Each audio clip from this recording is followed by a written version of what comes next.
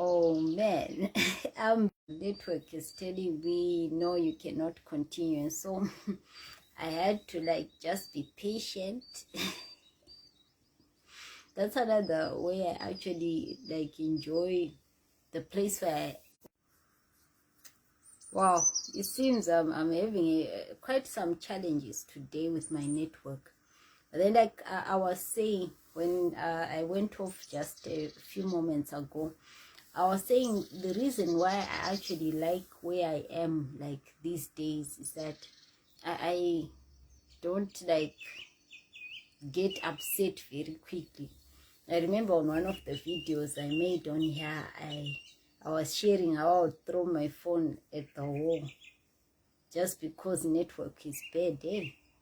Yeah, praises like actually walked quite a journey. Eh?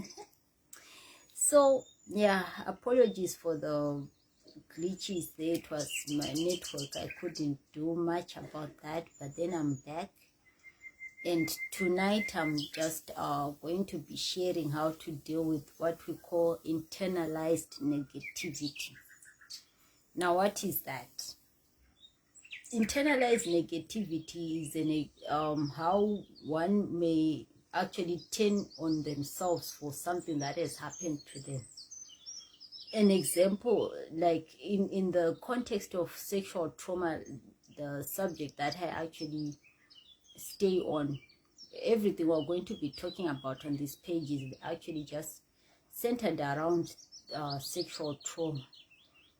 So an example of someone who has been raped, abused sexually like that, when you're young, even when you're older, I don't know about when you're older, but most of the times, instead of actually taking out our anger or on the person who has done us wrong, we may tend to actually turn against ourselves. We may start actually accusing ourselves of having done something wrong or done something bad for something to have happened to us that way. Yeah, so that's what internalizing negativity looks like. It looks like you um you know shaming yourself for what has happened to you, yet the shame really should be on the perpetrator, the one who did such an unacceptable thing. They're the ones who are supposed to be ashamed of what they have done. But then most of the time, the one who has been, intruded upon, the one who's I don't like using the word victim, so a lot of the times I'll be looking for a word that actually describes the one who has been wronged sexually. I don't like using the word victim, right? So instead of, okay, let's use the phrase the survivor of sexual trauma. Yeah, because surviving means you went through the worst, through the most, and here you are. That's more empowering, right? Because to me, what victim looks like is someone who's just, in a corner, feeling sorry for themselves, feeling pity. For me, that's what a victim looks like. Someone who feels like very powerless to do anything about what they've been through or what has happened to them. And that's the place where I actually confess that I stayed for a very long time. And now that I'm out of that place, I wouldn't want to weigh someone else down with that word, calling someone a victim. I'd rather have us call people who have been through sexual trauma, survivors of sexual trauma. So I was saying, when you now internalize shame, it means you now think there's something that is just wrong with you, If nothing was wrong to me, then this wouldn't have happened to me. Or internalized rejection. Those two examples are the main ones for me because I relate well with those. So the ones we're going to use when we're talking about dealing with internalized negativity tonight. Internalized rejection will look like somebody walking away from you, or someone choosing not to accept you, and then you think it's because something is wrong with you. Again, instead of just accepting that someone else may not just you may not have just clicked, you may take it that you were rejected because something is wrong with you. And so why we need to like address this issue is because I've noticed that when those that negativity is internalized, is within, is kept within, instead of just being let out, being expressed and let out, it becomes a belief system that actually becomes strong for someone, so much that they actually believe that's the truth about who they are, and yet they are not. The truth of the matter is that you actually be someone who can actually be accepted by others, or somebody who can actually just be wrong at a given time, you know, maybe slip up the straight and narrow, but still be a good person, right? We are saying shame usually says you are bad. And when you are guilty, you are saying I've done something bad. You feel guilty, you say I've done something bad, but then it doesn't take away the good person that I am. You see the difference? So now when someone is walking in shame, that means they will truly just accept that there's nothing that they can do about the situation they are in, because that's just who they are. You know, there are some people who just be like, I cannot relate. That's just that's just who I am. I can't help having temper tantrums, because that's just how I am. That's just who I am. I'm someone who just has temper. I'm someone who just doesn't like company, you know, things like that. So when you're in that space where you think you are actually the traits that you show to people, then that means you may never be able to actually make the effort. You may not even be willing or be aware that you actually need to make the effort to become, you know, to move away from that space of isolation and negativity into good company, into even making better choices for your own life. So that's how, after some people, after, hello Jonathan, how are you? Thank you for showing up.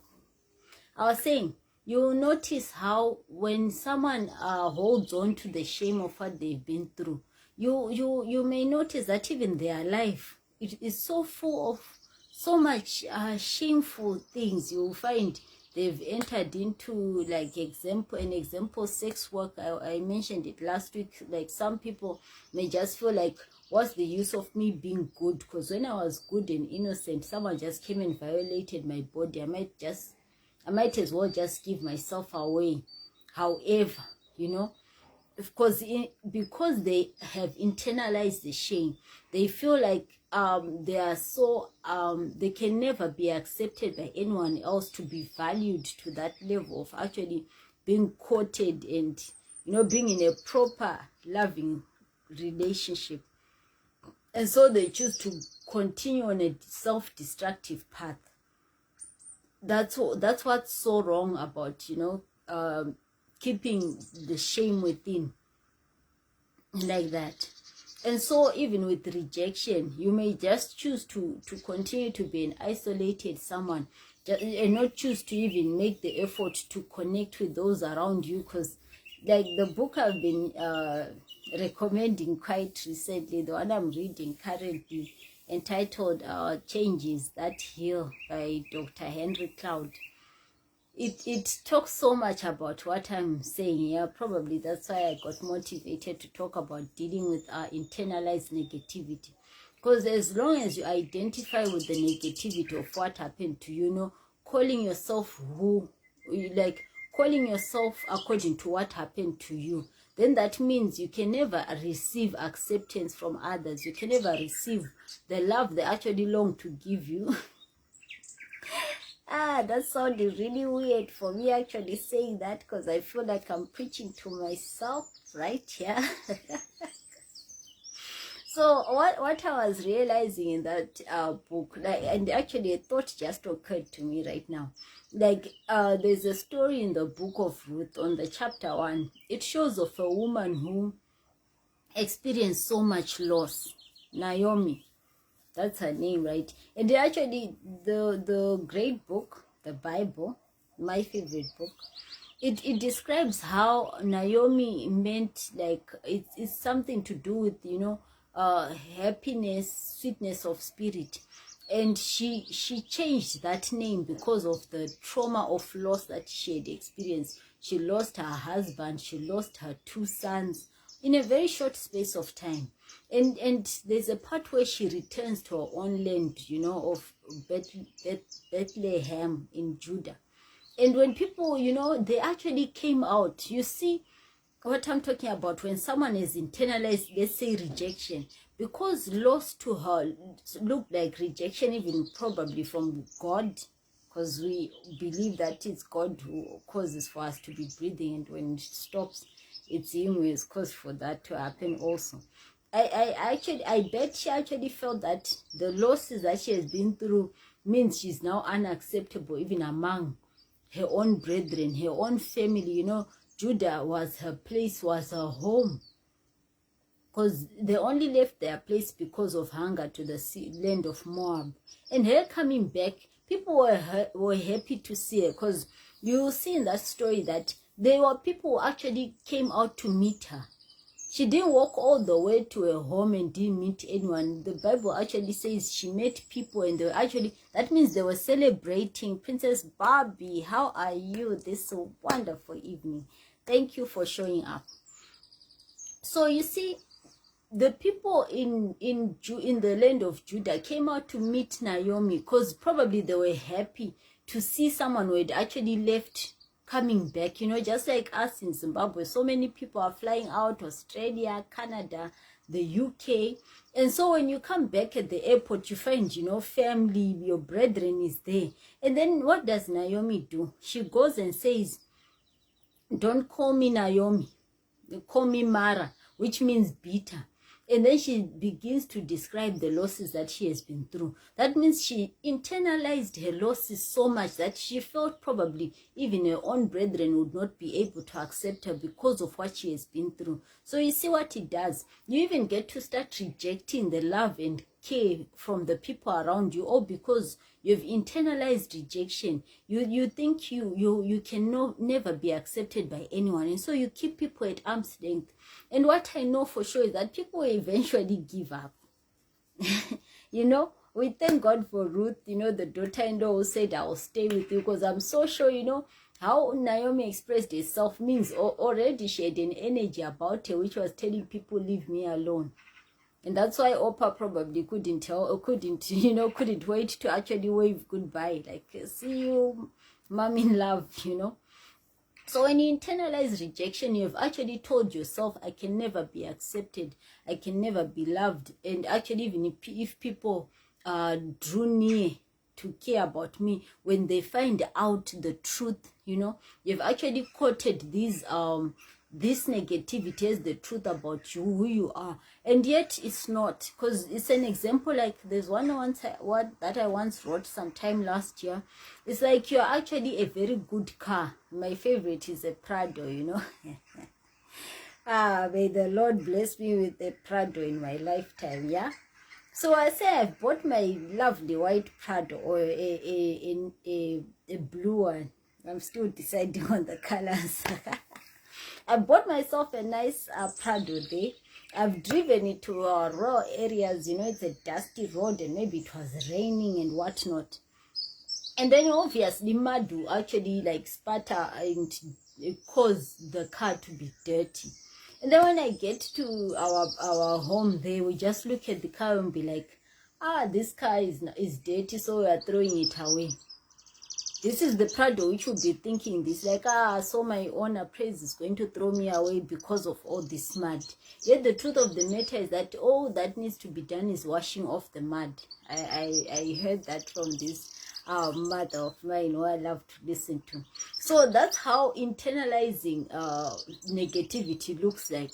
Something that can be addressed, you know, like the shame I'm talking about. You are feeling ashamed because you were abused sexually. You are feeling rejected because this person chose to violate you like that. Like I was saying, I know for ladies, there's a time I once mentioned that For ladies, sex is something that is really sacred because it's attached to our emotions. So for someone to come and intrude on your body and then just throw you away, it leaves you feeling like you're a person that's not worthy of love, of being truly valued, But then that's the dirt I'm talking about. Is that it's just dirt that needs to be washed off. It doesn't translate into who you are, So we are saying when you deal with the shame, you deal with it. Well, getting there soon. I feel like I'm getting ahead of myself. The excited praise is getting ahead of herself. So we're saying, you the Prado, you the praise who went through sexual trauma, remain the praise of value. What changed is that someone chose to, intrude on your boundaries without your permission. And they caused you harm. Like I said, for what I realized about sexual trauma is that it's different in that it tears right into your soul. Just because sex is so attached to your emotions, your will, it crushes your soul from what I've experienced, But now we are saying, you choose to separate what happened to you from who you are. That's how you deal with negativity. You are saying you are feeling shame. Yes, you are feeling rejected. But then when you choose to separate what happened to you and who you are, you are saying, yes, the act that happened to me is shameful. But that doesn't mean I am shameful, It doesn't mean that I am a person who needs to walk around, even trying to hide even among crowds, or because you feel like people will see how dirty you are. Yeah, there's this dirtiness it makes you feel when you actually were forced into these sexual acts without your consent. You end up feeling like even scrubbing, no matter what quality scrub you may use, there are people advertise Avon, Inuka, whatnot. You will feel that you will never truly be clean. But now to deal with those things, you now need to change your mind about how you view what happened to you. It lies in decision. That's what I want us to talk about today. The power of you deciding, I'm going to, excuse me, this, it's good to have some winter bugs, feeling a bit chilly. Yeah, you should come to Kariba to understand what I'm saying. When I actually cough a bit like this and I'm in a warm sweater, I feel good because Kariba hardly ever gives us the opportunity to actually wear warm stuff. It hardly ever gives us that chance. We are now even dreading August, which is just around the corner, yeah? So when you decide that you are no longer going to identify with what happened to you, it means that you are now going to agree with the truth that the shameful act that happened to you and the feelings of rejection are only that. Like, they're only feelings. But they're not the truth of who you are. They're not the truth of who you can become even. Because when you choose to decide that you are going to walk with your head high, shoulders back, high heels for some of us. When you decide that that's how you are now going to carry yourself, you find that even how you view the world changes. And another negativity I'm actually thinking about when I mention the world, of feeling like the world is unsafe, like everyone around you cannot be trusted. It's a natural response to the trauma that happened to you. Like I once read a book that was mentioning that our mind generally is just wired to sense danger. That neuro-linguistic programming, I'm now trying to think where I got that from. The mind is just on standby to defend us from danger. And because what we went through really was something that actually shocked your body, it shocked your mind, it even brought you to a place of being numb. How sexual trauma affects us is that you stay too long, because for something that's frightening that happens to a person, there's a time frame when you know, the response that we made, it could be fright or flight or the need to fight.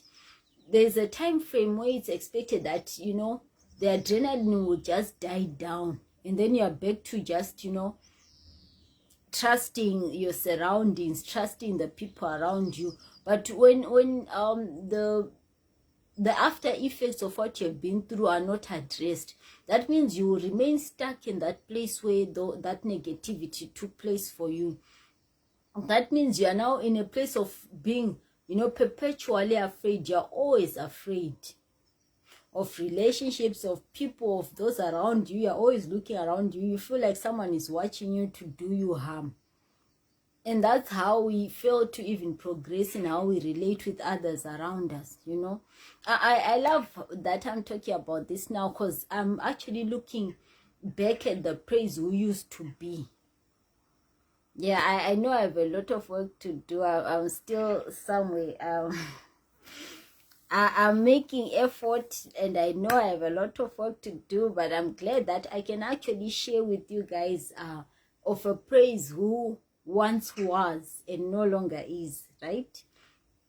The one who used to be so afraid even of, you know, saying no to an invitation, you know, saying, you know, I know I'm very tired, I know travel has caused me to feel like so exhausted, even the activities of the day, and then someone says, please travel over to see us, you know, you have been away too long, and that will be the truth. But then I'll be feeling in my body that I'm really fatigued, I just need to rest. You know, I'll just go out because I'd be afraid, like, what if they now stop liking me, or because I said no to this trip? And, you know, it ended up me being resentful of the people around me, you know. Because I instead of just telling the truth that I am really tired right now, I cannot make this trip, I felt I had to do it in order to continue being in people's good books.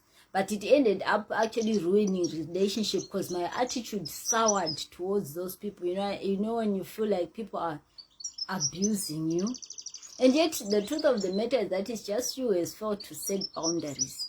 That's how bad keeping, you know, negativity internalized is.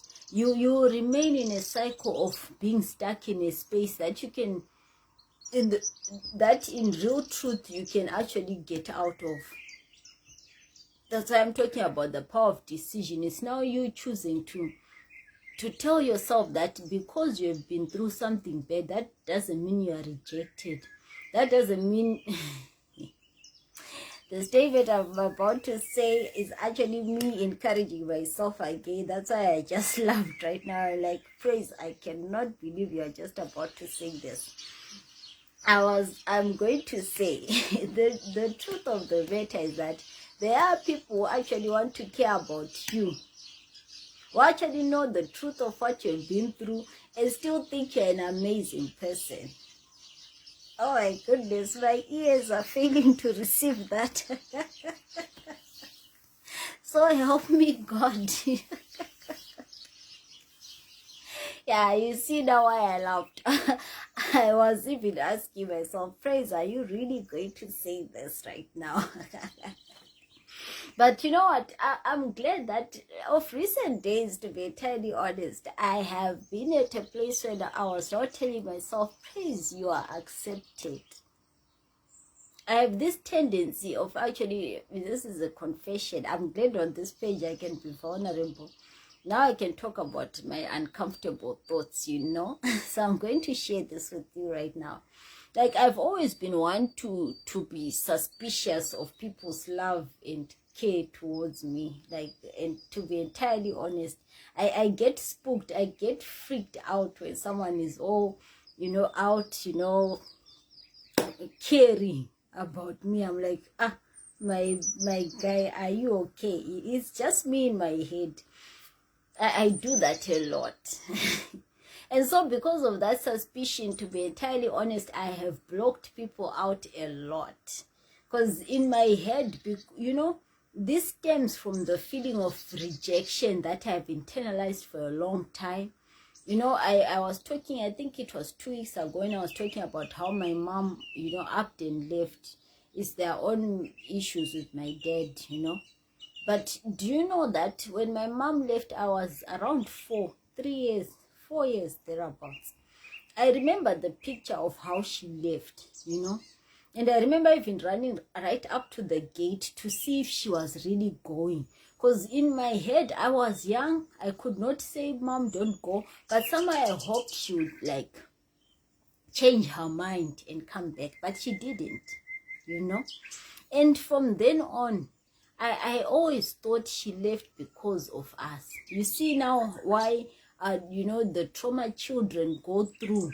It would be important for us now that we are grown to actually take time to talk to our children, to let them know whatever has gone wrong between parents or whatever has been done to them. Like, let's say, for an example, God forbid, let's say your child has been through sexual trauma. It's important, I'm learning it now, it's important to actually talk to them and have them understand that this has nothing to do with them. It doesn't mean they're a bad person. Mom did not leave because you are bad. Mom just left because your dad and her had their differences they couldn't reconcile. It's really important, because I remember that I always thought maybe if we were good children, I even started to pick, you know, my sins that may have caused my mother to leave. And because of that is how I internalized rejection. And now I have trouble trusting that someone will even care enough to stay. So what do? I just keep people at arm's length before the harm is done, before the damage is done, you see. And so that's the energy a lot of people, because to be entirely honest, you know, when I'm around people, I can be talking and laughing and being jovial and all that. And then someone says, give me your number. And in my head, I'm like, did you really have to ask for that? Why can't we just have our fun here at, you know, Real Woman Summit, and let it just end here? And then now I am brave enough to give people my number. But then I actually, when I'm now alone, I'm like, but well, they just delete my number. Didn't they just save it just because, you know, we were like face to face? I was right there. There was no way they could pretend not to be saving my number. A lot runs in my head. You see how crazy it will be in here, you know. And then the moment sometimes you check, sometimes can you still see their profile picture, like, maybe by now they have deleted my number. You see the level of insecurity that I suffer regards, you know, bonding with people. And so for a long time, I have been, you know, working. I would be lying if I was to say I work hard to keep people away. The truth is that I work hard to actually keep in touch with people who I will have created relationship with. I have a lot of trouble with that. You know, I may even think, now I'm actually thinking of Jonathan. It has been long. Let me just call him. Do you know that I will procrastinate? I will not even text. I will like, let me just text him, hi, how are you? I will not for a whole week or two even. And then the sad part, sometimes you may actually hear that they were in a situation probably that I could have been able to help, maybe with encouragement and whatnot. But because I was second guessing myself, a lot more often than not, I end up even not reaching out.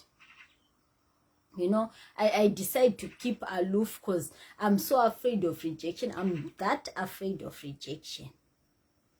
I'm like, if I say hi to Princess Barbie, won't she be like, oh my goodness, won't thunderstorm strike me today? What is praise looking for? It's things that I'll be thinking in my head. And so for a long time, I've been keeping myself safe from perceived rejection, that I decide, no, I will not reach out. I will not, meet and greet. I'll meet and greet, but let it stop there. Let it not like progress to, chatting on WhatsApp or the occasional hi, how are you? And so this is where I'm at now, working on telling myself, praise, you are accepted. And it's not, and those that reject you, it's their choice, but it's not really that you are a bad person or you are unlovable, because actually you are precious in the eyes of God. Hallelujah. Today I've said statements that are really difficult to stomach. Praise is having difficulty. She's having an epileptic shock, something like that. I think my brain even is shocked right now, because this live session really is sounding like me speaking to me. So now we have agreed that to deal with negativity, it's coming to a place of deciding that you will not let what happened to you keep you prisoner of negative thoughts through and through. While it's a normal response to have negativity flood your mind, it's not normal now to make that your dwelling place, the place where you are now, your place of residence. It's not right when we choose that that pathway of self-isolation. Like I'm realizing these days, it's just me sharing my story. We did agree, yeah? I'm realizing of recent times that really people are really interesting and people are really fun to just talk to, and people will not be busy ticking me off like, she has failed on this, how she has, laughed on this part, she has not come off, her statement didn't come out so right. People are just out to relate. They're not out to actually be critical of who I am as a person. I've been the one who has been harshest. I've been the one who has been too tough on myself, for a long time. And the more I am choosing to just mingle and be among people, I'm now realizing that people are not really caring if I'm, being perfect in how I'm relating to them. All they're liking is just me being praised, being vulnerable. That's the word. Being vulnerable is actually showing your true self to those around you. It reminds me of the Real Woman Summit this last April, like in the home where we were staying, where we were hosted by my mom, Dr. Nelly. It was the four of us in there, and the way it was so nice, us just talking about anything and everything. It was the first time we had actually been in one place like that. Well, with Norma, we share our room at boot camp, so I was a lot comfortable with Norma, because we have been in the same room for days in a row like that. But then with the other two ladies we were with, I promised I would try to avoid name dropping, right? It turned out the way I was just, praise, talking, laughing, cracking my usual jokes, just being the jovial, the joyful praise. No one was looking down their nose at me, like in my head I was always like, what if they know praise is like this, they may not accept it. But to be entirely honest, I actually enjoyed these guys' company, because we're just, we're just us. No one was working too hard to portray a picture, Have you ever noticed like there's some, I don't know if I'm the only one, but there are times when you just think like, this person is trying too hard. they're trying too hard to show this certain picture about who they are. But in this space, to be entirely honest, just me, me, I love dancing. I'll just, play music, and I'm right there in the middle of the lounge, and I'm just, shaking, shaking my body like that. And it was just comfortable. It was just fun like that. So you see, it came with the decision. I could have chosen to be the really serious person. Do you know that there are people actually think I don't talk much? Yeah, I can be in a space and just be like, good morning, good afternoon, good evening, like that. And be quiet in that space like I'm not even there. But of recent times, I just decided, no, I'm now going to just be present among people. Just, join in the conversation that's going on, and forget about whether they are going to accept me or reject me. Because, the moment that thought comes, that's when I tend to notice that I get closed up. I'm no longer as open to people as I was before that thought came in my mind. But we thank God for self-awareness, you see, because now that I'm aware that this is how this process goes, at first I'm just comfortable being me, and then the next moment I'm now thinking I may not be good enough to be accepted by this group of people, and so I then start, removing myself from them. Now, because I know this pattern now, I'm now able to cut the process before it even fully becomes established in a space, So that's how we deal with negativities. To first identify what is it that is holding you bondage because of what you have been through. For today, I mentioned shame and the word is running away from me, and rejection, because that's what I've been struggling with for a very long time. I know, and because I identified, and now I have been looking closely at how it operates. How does this manifest in how I relate with people? And now I because I've now noticed that rejection manifests in how I now think I'm not good enough for people's company. I may not be accepted. People may just find out how very dirty or flawed I am, and so I just remove myself from company probably that would have been good for me. There's one I was about to even say no to just this past weeks. I'd agreed on this thing. I don't want to come off full detail.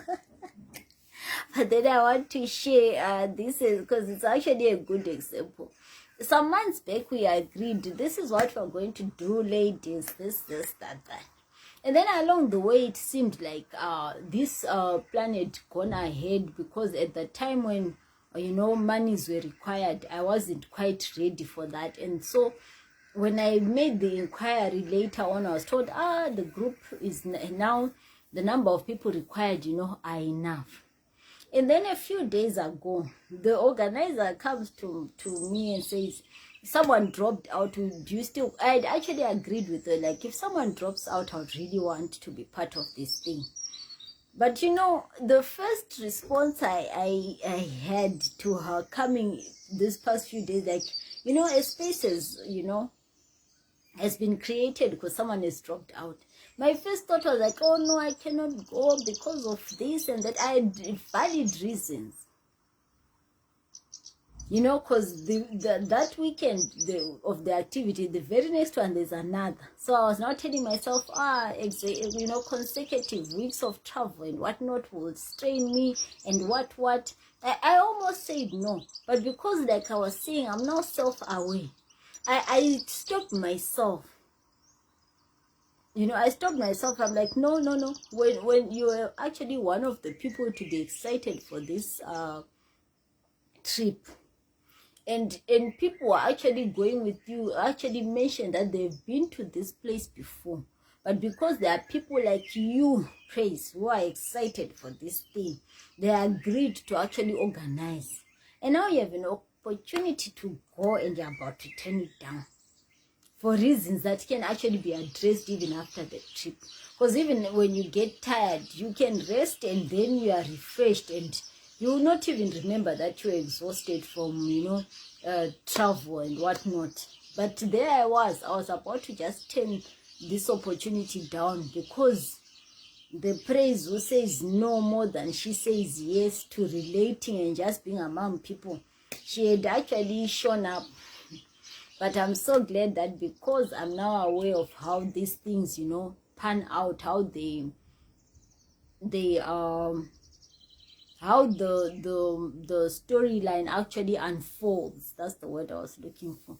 I was able to stop myself from saying no to this thing. You see now. So may we also get the courage to actually look closely at the patterns that the negative patterns that we actually have held on to for too long, that have kept us from truly relating, from our true selves showing up in any relationship that we've been in. Because like I was saying, when you notice that someone is not really there, I don't know if I'm the only one again. There's this thing that you notice, like, no. This praise we are seeing is a facade. It's a mask. It's a praise that's wearing a mask. The true praise is not there. You feel an absence in the presence. I hope I'm not the only one who feels this way. Not that I would feel weird. I actually feel like a superpower. So may we also have the courage to look closely at the patterns. What causes for our relationships to just die, even when it seemed like they were going so well? How do I self-sabotage? Is it a case of me internalizing shame, that I feel I'm bad? Like, something bad happened to me and I equated that to being bad. And then at the end of the day, I end up, killing off a relationship that could have been good for me. Or because I felt I'm not good enough to be accepted by this person. Could it be internalized rejection, that you now feel, well, they'll walk away anyway, so why even give them an opportunity? It's better to shut them out before they do the obvious. Yeah, that's how praise operates. That's where she's trying to, she's trying to work on getting out of that space, of disqualifying people before they even get a chance, because praise is so afraid of being rejected, she'd rather not give a person a chance. And worse still, like I was mentioning last week, that if someone blue ticks you, be like, you see now, what were you even trying? Why were you even trying to, have conversation? Now you see how you're embarrassed, eh? It's things that I've been, preaching to myself for so long, that now I need to work. I'm now actively working at telling myself something different. Tell yourself something different from what you have believed all along, and actually start to live in a manner that says you believe the different good stuff you're telling yourself, just like the story of Naomi that I'm telling you about. If you notice, the family, the people of Judah, where she returned, they didn't start calling her Mara. We thank God for family, yeah? The way they were so supportive. Yes, she came, she was dejected, she was so down, she was weighed down by her losses. And she insisted they call her Mara. And these people refused. They still called her by the name Naomi that they knew. You see? And eventually, do you see how her life turned out? Like, her husband, she had 2 sons by her husband, their only children. Those died without leaving children of their own. That means she didn't get to be a grandmother. You see? But then, you see, because Ruth chose to stay with her even when she was rejecting all affection towards her, Naomi got to experience being a grandmother through Ruth. You see now, because at last chapter, the chapter 4, it says Naomi was the one who was nursing Obed. That's the name. Yes, that must be the son to Ruth and Boaz. His name must have been Obed, if I'm not mistaken. Naomi was given the sole, responsibility of, nursing this child. That means she now got to experience, the joy of being a grandmother, the joy of being, a mother to both Ruth and Boaz again, because her name, Naomi, which talks about, joyfulness and sweetness, it remained because the family insisted on that. You see now. So allow people to call you the amazing person that you are and learn to accept it. That's how good will come to you.